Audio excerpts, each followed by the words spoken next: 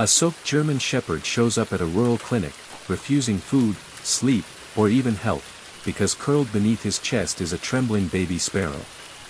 What begins as a mystery soon becomes a miracle, as the dog who lost his puppies finds healing in the most fragile of creatures. But when the time comes to let her go, will he be ready? The wind howled like a wounded animal through the streets of Helena, Montana, that night. Rain slashed at the windows of the Heart Veterinary Clinic in sheets, carried sideways by the storm, drumming a ceaseless rhythm against the glass. Lightning flickered like a dying heartbeat above the valley, throwing fractured shadows across the old wooden sign that bore the name, Dr. Evelyn Hart, DVM. Inside, the faint scent of antiseptic mingled with coffee gone cold. The clinic was empty, quiet, except for the occasional creak of the old building settling in the wind. Evelyn stood alone in the back room, her brown eyes tired behind fogged glasses, latex gloves crumpled in one hand. She had just finished treating a stray with a thorn lodged deep in its paw. It was almost 10 p.m. She reached for her coat, her fingers trembling, not from exhaustion, but from the hollow that had lived inside her since that day. That morning in November, 3 years ago. The memory clawed at her, as it always did at this hour. The rain. The screeching tires. The silence. Then it came, an urgent sound slicing through the storm. Scratching. Not timid. Not uncertain. But wild, desperate, scraping against the clinic's front door. Evelyn froze, heart stuttering. She wasn't expecting anyone. And the shelter was locked hours ago. The scratching again. More frantic this time. She moved toward the door cautiously, flipping on the porch light with one hand, the other gripping the wall. The yellow glow illuminated the silhouette of a large dog, its fur soaked and clinging to its body, muscles rigid with tension. A German Shepherd. The dog's eyes met hers through the glass. Brown and burning with something far deeper than fear. Something like pleading. Evelyn unlocked the door and eased it open. "Hey there," she whispered, voice catching in her throat. "What happened to you?" The dog didn't bark, didn't growl. It stepped forward, deliberately, solemnly. Its paws, muddy and soaked, left prints on the tile floor. But Evelyn hardly noticed. Because in the dog's mouth, held with astonishing gentleness, was a small, limp bundle of feathers. A baby bird, barely more than a fledgling, sopping wet, head lolling to one side, wings matted against its tiny body. A gasp escaped Evelyn's lips. The storm, the silence, the grief, it all swelled within her. The dog gently laid the bird on a folded towel by the reception desk, then immediately curled around it, pressing its warm body against the fragile creature. Water pooled beneath them. Evelyn blinked back the sting in her eyes. "You're protecting it," she whispered. The bird shuddered faintly. Alive. The German Shepherd let out a low, almost human-sounding whine, its gaze fixed on Evelyn. Warning her. Or maybe, asking for help. She recognized him now. Ranger. Owned by Jonas Clay, a retired firefighter who lived just beyond the edge of town, by the Cottonwood Trail. Ranger had come into the clinic several times over the years, always calm, well-trained. 2 weeks ago, he had been in for a checkup before the birth of his puppies. 6 in total. All strong. All healthy. Something had happened. Evelyn knelt slowly, mindful of the tension in Ranger's body. "Easy, boy. I'm not going to hurt her." She reached into a drawer and pulled out a soft microfiber towel.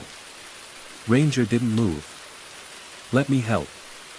She extended the towel and touched the tiny bird. It was ice cold. The feathers stuck to its skin, and the heart beneath was barely a flutter. As she gently lifted the bird into her cupped palms, Ranger shifted suddenly, stepping between her and the bundle, ears pinned back, body low but stiff. "It's okay," Evelyn said softly. "I promise. Just let me see her." She moved slowly, holding the towel open, showing Ranger the intention in her hands. After a long, frozen moment, Ranger stepped aside, though his eyes never left the bird. Evelyn placed the fledgling on the examination table under the warming lamp. The light revealed faint speckles on its chest, likely a young sparrow, barely 3 weeks old. As she carefully patted the bird dry, it let out a weak chirp, barely audible. But it was enough. Ranger whined sharply, tail low, body alert. He jumped, unexpectedly, onto the table. Evelyn flinched, but the shepherd didn't approach her. Instead, he curled around the tiny bird once more, his body forming a crescent moon of warmth. The fledgling burrowed instinctively into his fur. Evelyn watched, stunned, as the bird nuzzled into Ranger's chest. Then, impossibly, it began to preen against the fur as if sensing safety. Something knotted inside Evelyn's chest unraveled a little. She stood there for minutes, rain still thrashing the windows, thunder rolling in the distance, and felt a presence she hadn't known in years, wonder. With one hand, she picked up the phone and dialed the number listed in Ranger's medical file. After 2 rings, a weary voice answered. "Hello. Mr. Clay?" she asked. "This is Dr. Evelyn Hart. Ranger's here." There was a long silence on the other end. Then a sharp exhale. "Thank God. I've been looking for him since yesterday." "He's not alone," she said softly. "You might want to come see." The storm had weakened to a steady drizzle by the time Jonas Clay's battered pickup truck rumbled into the gravel parking lot of the clinic. Headlights cut through the fog as he pulled up beside the faded green awning, windshield wipers swiping slow arcs like weary eyes blinking away tears. Inside, Evelyn stood by the exam table, her arms folded but her thoughts scattered like leaves in the wind. Ranger lay curled tightly around the sparrow, body still, ears occasionally twitching toward the tiny bird's soft rustlings. The warming lamp overhead bathed the unlikely pair in a gentle amber glow. When Jonas stepped through the door, the chime rang with a hollow echo. His boots were still wet from the fields. Mud clung to his jeans. His face looked older than his 60 years, etched by wind, fire, and something heavier. He didn't speak right away. His eyes found Ranger first, then the bird, and his mouth opened slightly in disbelief. "I thought maybe he'd gotten trapped in the flood," he said at last, his voice low and hoarse. "Or worse." "He's been here a couple of hours," Evelyn said quietly. "He walked right through that storm, carrying this bird. Wouldn't let anyone near her until he knew she was safe." Jonas stepped forward slowly, removing his hat. "Is it even alive?" "Barely," Evelyn nodded. "But it's fighting. And Ranger's, well, he's not just protecting her. He's mothering her." Jonas let out a heavy breath and sank into the nearest chair. "He lost his whole litter, Doc. All 6 of them. Drowned." Evelyn's eyes softened. "I'm so sorry." "It happened 2 days ago," Jonas continued, rubbing a hand over his stubbled jaw. "The creek behind the shed rose fast. Faster than I've ever seen. By the time we got back from town, water had already filled the lower part of the property." He looked at Ranger, who lifted his head just slightly at the sound of his name. "He tried to save them. Carried each pup in his mouth, one by one. But," Jonas trailed off. "I found him lying beside them. Wouldn't move. Wouldn't eat. Next morning, he was gone." Evelyn glanced back at the bird. "He found someone else to care for." They stood in silence for a while, 2 people stitched together by quiet grief, watching a dog do what neither of them could, cradle something fragile and give it reason to keep living. By morning, the rain had stopped. Fog clung to the edges of the hills as sunlight crept over the horizon, painting everything in a pale silver. Evelyn prepared a dropper of glucose water and approached the bird, now resting slightly more upright. Ranger moved aside without protest this time, though his eyes followed every motion. "She's improving," Evelyn said, smiling faintly. "No fractures." Probably got tossed from a nest during the storm. Might be 3 weeks old at most. Jonas, leaning on the doorway, nodded. That bird's lucky he found her. Evelyn looked at him over her glasses. Or maybe they found each other. That afternoon, Evelyn set up a corner in her clinic office, a makeshift nursery with an open crate, blankets, and a soft heat pad. Ranger refused to leave the bird's side, so she let him stay, placing water and food bowls nearby. Evelyn had intended to head home for a few hours. She hadn't slept since yesterday. But as she reached for her coat, a voice inside her pulled her back. Instead, she made a pot of tea and brought out a second cup. Jonas was sitting on the bench outside the clinic, jacket zipped, eyes distant. She passed him the cup without asking. Thanks, he murmured. They sat for a long time listening to the drip of melting ice and the hum of life returning to the world after the storm. After a while, he said, "You know, my wife used to love sparrows. Called them God's quiet singers. Said they always came back after winter." Evelyn smiled faintly. "I lost someone too. My daughter. 3 years ago." Jonas looked at her sharply but said nothing. The silence between them felt less heavy now, more like a blanket than a burden. Meanwhile, inside the office, Ranger stirred. The bird chirped again, louder this time, and tried to stretch one damp wing. Ranger nosed the blanket closer to her body, then lay his head beside hers. The sun had finally broken through the Montana clouds, casting golden beams through the high windows of the clinic. Dust motes danced like tiny spirits in the light, and the chill that had haunted the walls for 2 days began to retreat. The world was waking. Ranger lay on the soft veterinary pad, curled protectively around the tiny sparrow, who now had a name, Penny, bestowed by Evelyn after watching the bird's valiant will to live. She said it reminded her of an old penny, weathered, small, and easily discarded, yet somehow still full of meaning and history. Penny chirped louder this morning, stretching both wings, though one remained slightly lower. Evelyn had examined it again and suspected mild ligament strain, not a fracture. The bird was healing. The bond, however, between predator and prey had not weakened. It had only grown stronger. Ranger didn't just warm the bird. He licked Penny gently after she was hand-fed, nudged her awake when she slept too long, and lay still when she climbed onto his snout and nestled between his ears like a crown of feathers. That morning, Jonas returned, not in boots and worn jacket, but clean jeans, a pressed flannel shirt, and 2 warm paper bags from the corner bakery. "I thought maybe the doc could use some cinnamon rolls," he said with a crooked smile. Evelyn raised an eyebrow, trying not to smirk. Bribery through baked goods. Old firefighter trick.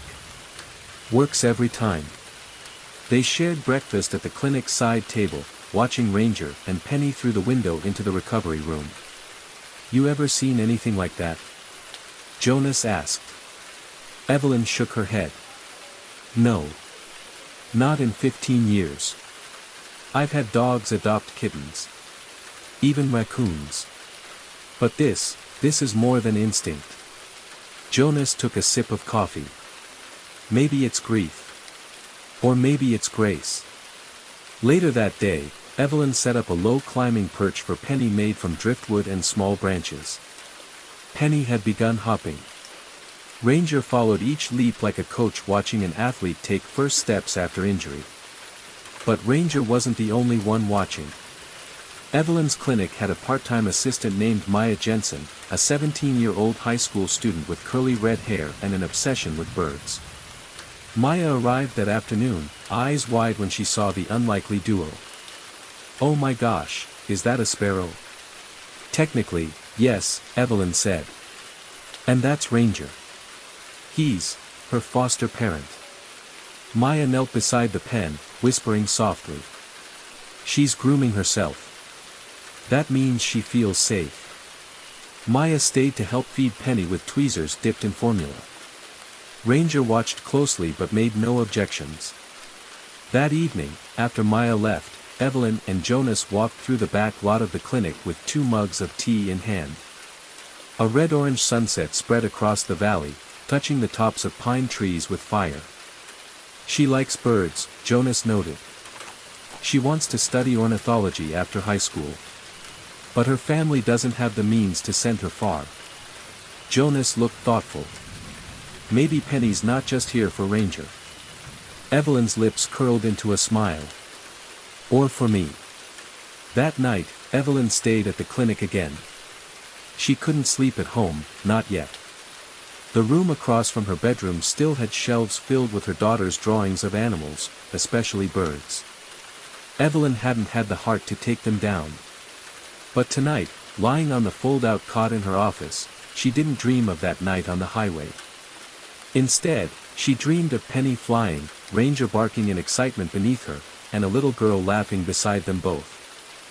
The following days bloomed like spring after a harsh winter. Inside the clinic, Penny grew stronger. Her once closed wings began to fan open in full arcs, each flutter more confident than the last. Her feathers, now dry and sleek, caught the morning light like burnished copper. She chirped more often, sometimes hopping onto Ranger's tail, other times perching on his back like a rider astride a patient steed. Ranger never flinched. He merely glanced back with tired affection, like a mother gently indulging her rowdiest child. And in a way, he was.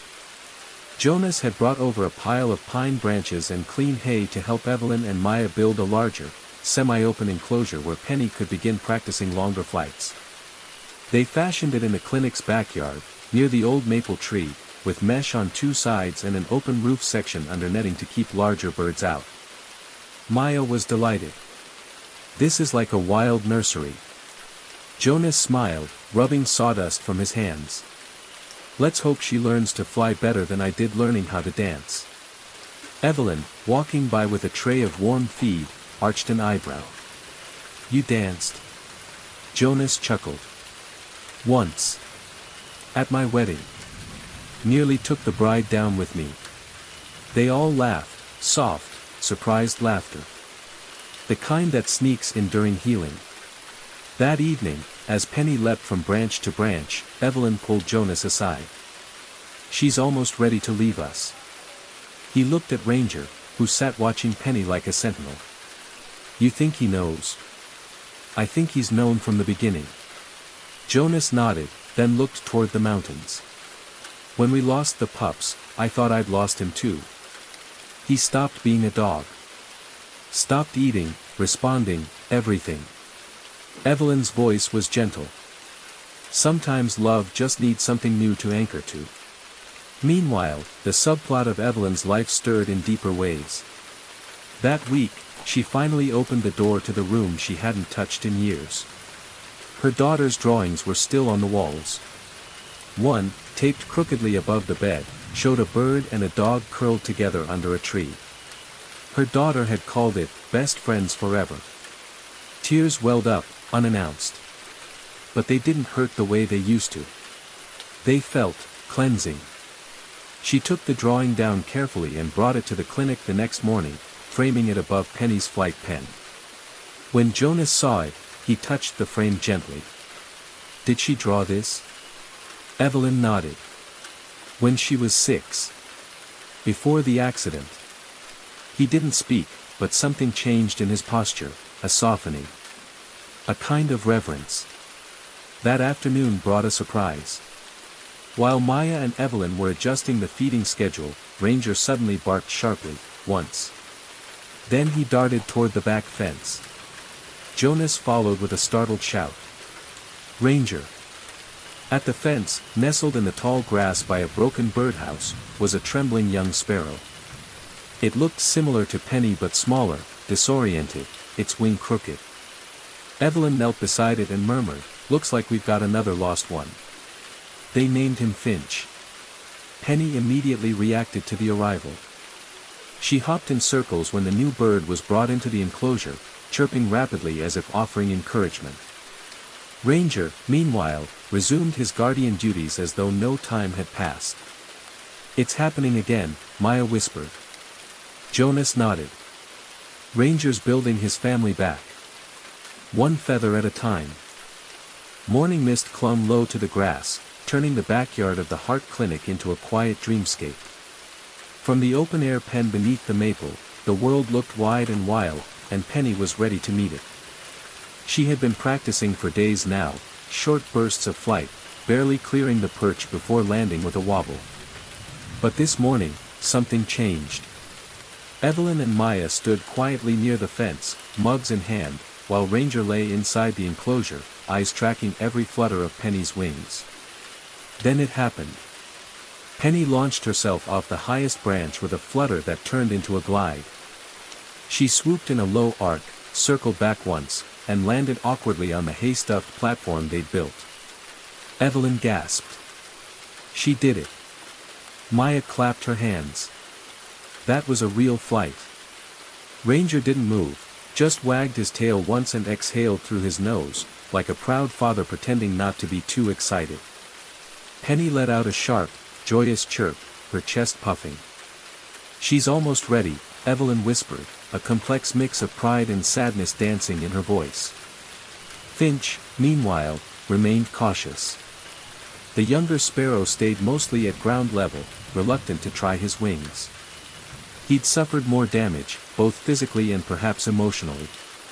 But Penny had taken to him like an older sibling, grooming him, chirping to him, even nudging his feathers with her beak like encouragement. Evelyn noticed. She's teaching him, the way Ranger taught her. Maya added, that's how birds learn in the wild. Not just by instinct, but by watching. Jonas, leaning on the fence with his tool belt still on, glanced toward the house. A little like people, huh? That evening, Evelyn took Maya aside and handed her a small envelope. What's this?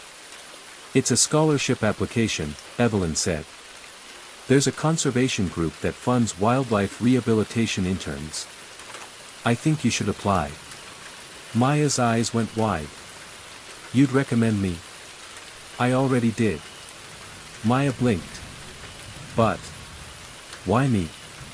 Evelyn looked over toward the pen. Because not everyone stops to kneel beside a sparrow. But you do.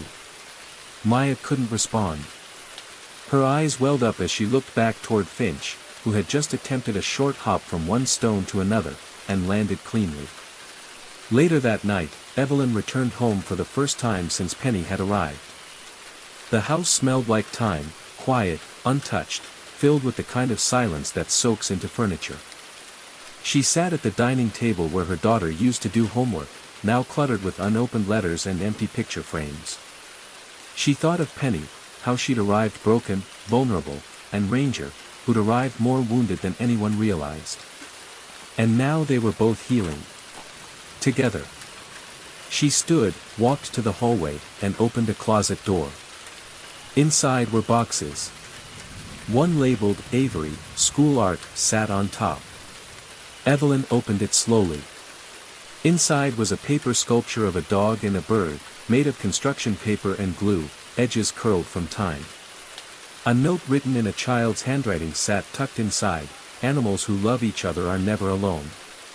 At the clinic the next morning, Evelyn hung the paper sculpture beside the framed drawing in Penny's pen. Jonas noticed and didn't ask questions. He just put a hand on her shoulder and nodded once. Then they watched together as Finch, clumsily, cautiously, flew for the first time. It wasn't graceful. It wasn't high. But it was enough. Ranger barked once and wagged his tail. It was a crisp morning in late spring when the conversation began. The breeze carried the scent of pine and fresh earth, and the hills beyond Helena were just beginning to shed their snowy crowns.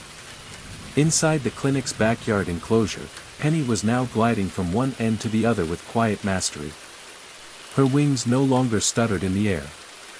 They sang, soft, clean lines of motion, like brushstrokes on sky. She had grown stronger than any of them expected. Her eyes were alert, her instincts sharp. She didn't hop around Ranger anymore, she soared over him. And yet, every evening, when her wings grew tired, she still returned to rest beside his chest. That morning, Evelyn met Jonas near the enclosure, her arms crossed, her brow creased with thought. "She's ready," she said. Jonas looked at Penny, then at Ranger. "I know." Evelyn hesitated. "But I'm not sure he is." Jonas didn't answer right away. He watched as Ranger rose from where he lay and nuzzled Penny gently with his nose. The bird chirped, then fluttered to the perch above. "He knows," Jonas said. "The question is, will he let her go?" The day of release was set for Sunday. Evelyn contacted a local wildlife officer, and they selected a quiet clearing at the edge of a nearby nature preserve. It was perfect, open sky, low brush, and a gentle stream. A safe place for a sparrow to begin again. Maya prepared a soft carrier with breathing mesh. She cried while she lined it with bits of hay and feathers from Penny's enclosure.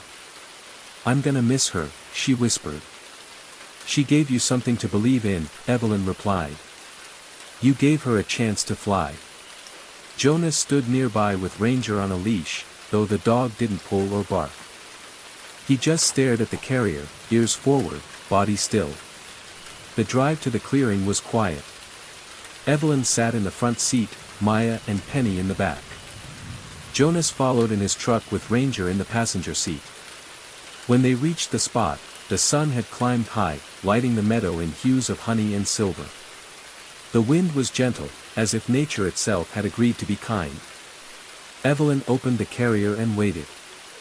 For a moment, Penny did nothing. Then she hopped forward, blinked once, and took off, no stumble, no hesitation. She arced into the sky, circled the group once, then twice. On the third pass, she dipped low over Ranger, who lifted his head and let out a soft bark. Penny chirped once and disappeared into the trees. Maya covered her face with her hands, tears slipping between her fingers.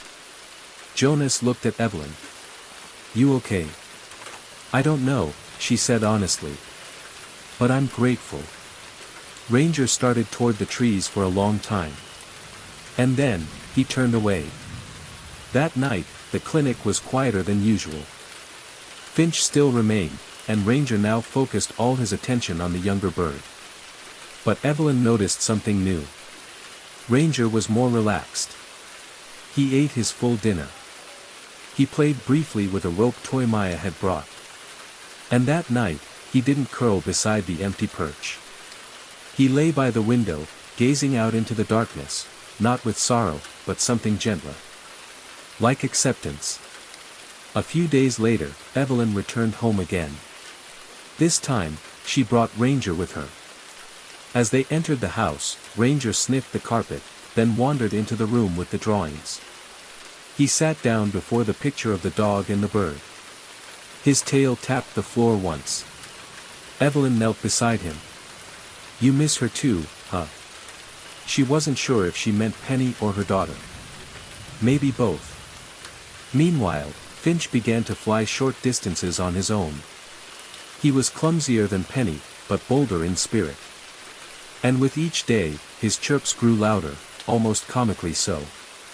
He'd become the noisy one, demanding food, attention, affection. Ranger didn't mind. He'd found a new rhythm. And Evelyn had found something she thought she'd never feel again, peace. 1 week after Penny's release, Evelyn stood on her porch at sunset, sipping tea. The wind rustled the aspens. Somewhere far off, an owl called. And then she heard it. A faint chirp, familiar, clear, sharp. She turned toward the sound. Perched high on a telephone wire near the edge of the woods was a lone sparrow. Watching. Evelyn smiled.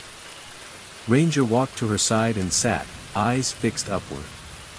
The bird chirped again, wings spread wide. And then she flew off into the dusk.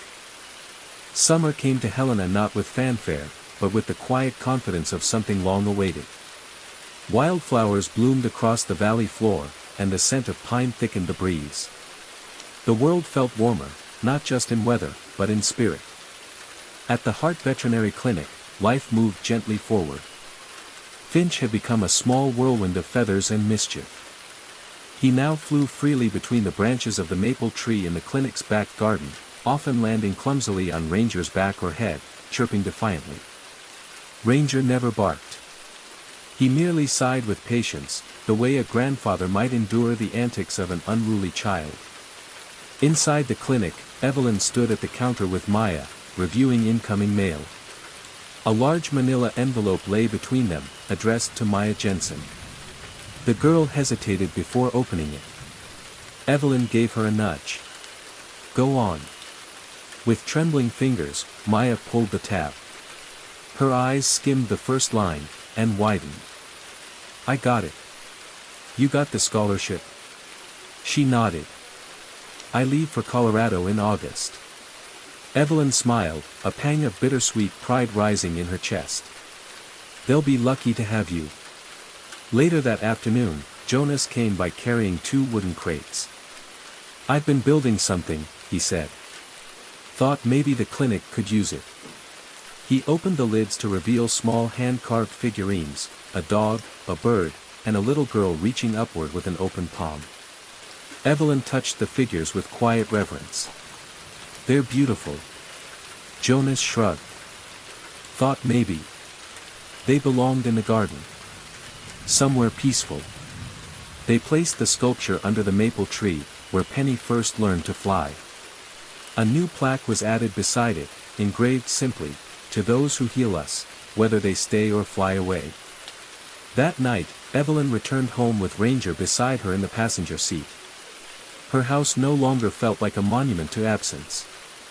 The silence was now punctuated by moments of memory that no longer hurt, only lingered gently, like wind through an open window. She left the door open as she unpacked groceries, and Ranger wandered into the hallway, stopping before the old bookshelf. Evelyn followed. There, nestled among the books, was a drawing she hadn't noticed before. One of her daughter's forgotten sketches. It showed a dog, a bird, and a child beneath a starry sky. Above them, written in crayon, "Hearts never lose each other. They just fly apart until they find their way back." Evelyn sat beside Ranger and let the quiet wrap around them. Weeks passed. Finch grew stronger. One day, he too lifted off from the garden and didn't return by nightfall. Evelyn waited. Ranger waited longer. But Finch never came back. And that, they had learned, was okay.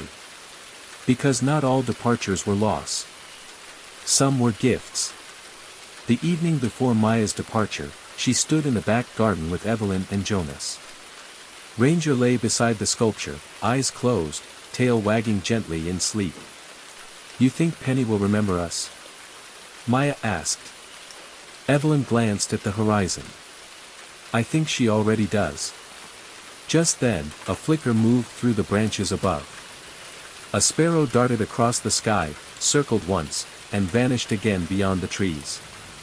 Jonas smiled. "Some goodbyes don't sound like endings. They sound like songs." As stars bloomed across the Montana sky, Evelyn walked out onto the porch. Ranger followed, settling beside her with a soft thump. She looked up at the constellations, then down at the loyal dog beside her. "We lost so much," she said. "But look at what we found." Ranger made no sound, just placed his head on her foot. And in the wind that rustled the high branches, in the hush that falls just before sleep, in the space between one heartbeat and the next, there was a memory of wings. Not lost. Just flying. Sometimes, the deepest wounds are healed not by forgetting, but by loving again. Ranger didn't overcome his grief by escaping it, he transformed it into care for a life that wasn't his. And in return, he found purpose, family, and peace. We all lose things we thought we could never live without: people, dreams, moments. But healing begins when we open our arms again, even to something small, broken, and unexpected. So if you've ever felt lost in sorrow, look around. Maybe your Penny is waiting too. If this story touched your heart, share it with someone who needs hope. And if you believe love can heal across species, scars, and silence, type Amen in the comments. God bless the hearts that choose to love again.